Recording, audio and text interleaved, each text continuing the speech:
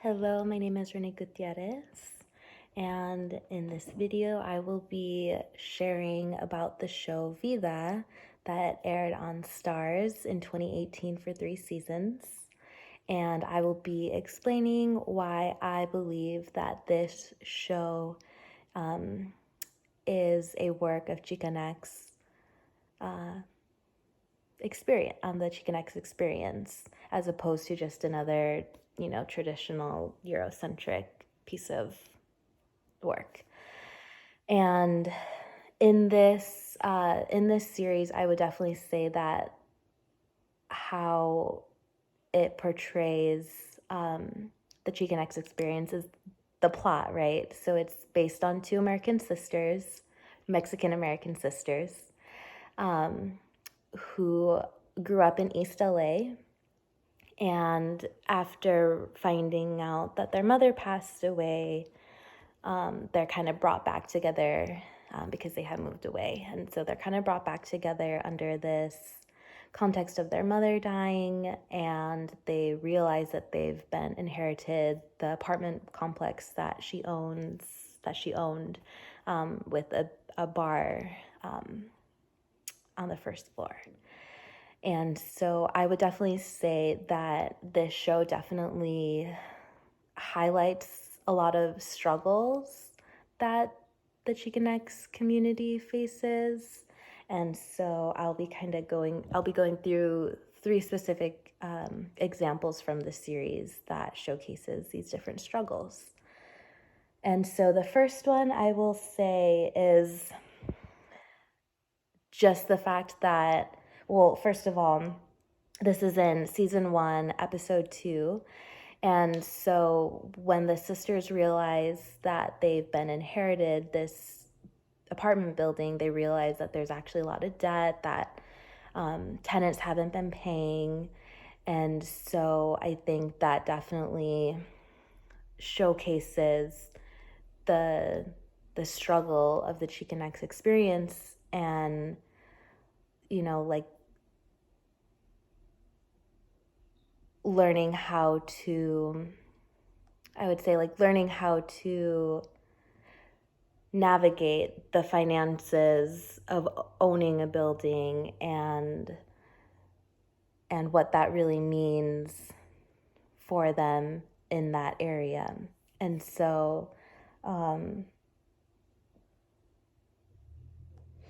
yeah, I think the sisters, they kind of are at this point, do we want to get rid of the building? Do we want to keep it and keep it in our name and revamp it? And yeah, so I think like even just that the financial barriers and struggles that Chicanx people can sometimes face. And so that's definitely like a big highlight throughout the show. And so in the second example, I would also say that there's a lot of struggle with sexual acceptance for the queer LGBT community. And so in season 1, episode 1, this is actually like one of the first things that we learn is that the sister's mom, Vida, they find out that she's actually a lesbian, and she has a partner, and her name's Eddie, and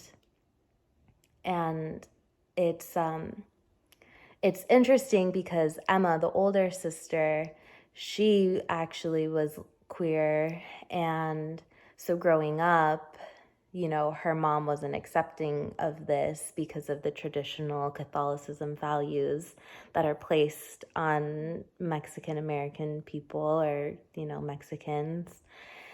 And so, yeah, there's this kind of like dichotomy and this anger that Emma faces, realizing that her mom was shaming her for something that her mother also was. And so I think, yeah, I would definitely say that this is a great example of the Chicanx experience because yeah, when the churches came into Mexico and they were pushing Catholicism, there's this very rigid line of what's accepted and what's not accepted. And so by showing this in the series, I think it's very valuable of, what people are really facing in the Chicanx experience. And so then the third way I would say that this text showcases struggle is by also showcasing the struggles with gentrification. And so, in season 2, episode 2, the sisters are kind of, they've already decided that they want to keep the building. They want to, repair it. They want to have the bar, have special nights like loteria and things like that to kind of to make it a place for the community to join. And so the vigilantes are still having an issue with this because they believe that it's still kind of falling under these guidelines of gentrification. And I find this actually really interesting because I'm in Barrio Logan, and so we're in a new construction home, and I didn't grow up there. And so I think it kind of, although I am Mexican American, because I didn't grow up there, I feel like there's a lot of like blurred lines around what's accepted. But what I thought that the show did really beautifully was kind of beg some questions and kind of maybe hoping to like create more dialogue around this. Like I guess I can take ownership that I fully don't understand what gentrification means. I have my own idea of what I think it means. But I think that, kind of like, where is that line drawn, right? Like if it's someone who is from the community and not trying to change or push people out, like, is that still allowed? And so in the show, even though these two sisters grew up in the neighborhood and they're wanted to keep for the people, I think that the vigilantes are still kind of like, but that's still a problem, right? The fact that, you're going to be raising the property values because of the bar or, things like that. So I think that's a great example that the series kind of showcases. And so I would say that the other two texts that I find that like they definitely compare and contrast is one, Bless Me Ultima. I feel like that definitely showcases the struggle of taking in different ideas. Like with Ultima, people believe her to be this bruja, even though she's a healer. But so I feel like there's that struggle in the community that they're in New Mexico, and trying to find that balance of like what is good, what is evil, and just that struggle within finding that balance and finding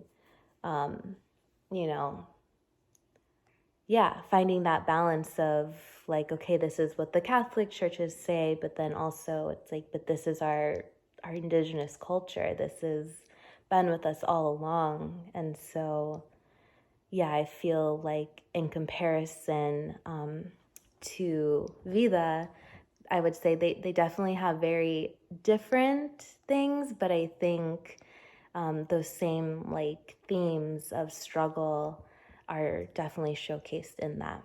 And then I would also say that the walkout text, the film, I would say that is also very aligned. One, because it takes place in the same area, East LA, but also because, these students are really struggling and they're demanding for change. And I think like, I guess now I'm kind of thinking like, oh, you like the vigilantes and Vida. I can see that correlation too with, you know, the walkouts and protesting and wanting to make a change and actually standing for something. So yeah, overall, I would say that Vida is very, very aware of the struggles that Chicanx community faces. And I would say that there's definitely many more things that they highlight that the Chicanx experience would face. And so, yeah, I think that's it for now. Thank you for watching my presentation. And if you have any questions, you can always leave comments. Thank you.